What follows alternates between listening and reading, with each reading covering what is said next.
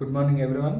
ఈరోజు మనం డిస్కస్ చేయబోయే టాపిక్ ఏంటంటే ఆర్బీఐ వాణిజ్య బ్యాంకులపై విధించినటువంటి సిఆర్ఆర్ అంటే ఏంటనేది మనం తెలుసుకోబోతున్నాం అనమాట.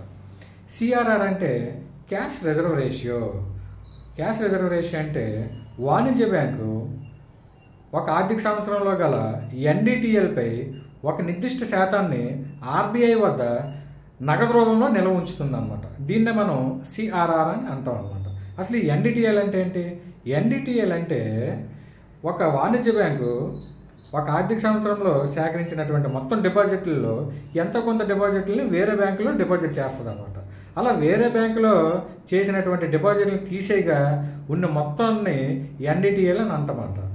ఫర్ ఎగ్జాంపుల్, ఎస్బీఐ ఈ సంవత్సరం 1000 రూపాయలు ప్రజల నుంచి డిపాజిట్ రూపంలో సేకరించింది.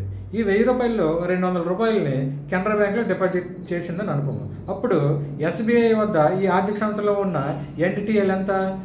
800. ఈ 800పై కొంత శాతాన్ని ఆర్బీఐ వద్ద నగదు రూపంలో నిల్వ ఉంచుతుంది అనమాట. దీన్ని మనం సిఆర్ఆర్ అని అంటాం అనమాట.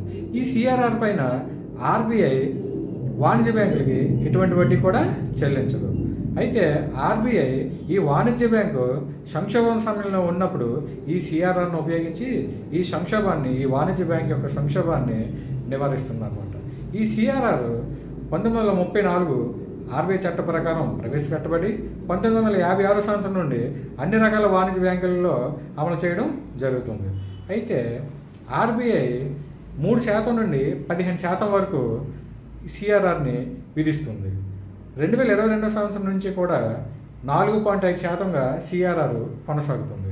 అయితే ఆర్బీఐ సిఆర్ఆర్ని పెంచడం ద్వారా వాణిజ్య బ్యాంకుల వద్ద ఉన్న ద్రవ్య నిల్వల్ని తగ్గించి మార్కెట్లో ప్రజలకిచ్చే రుణ సామర్థ్యాన్ని తగ్గిస్తుంది.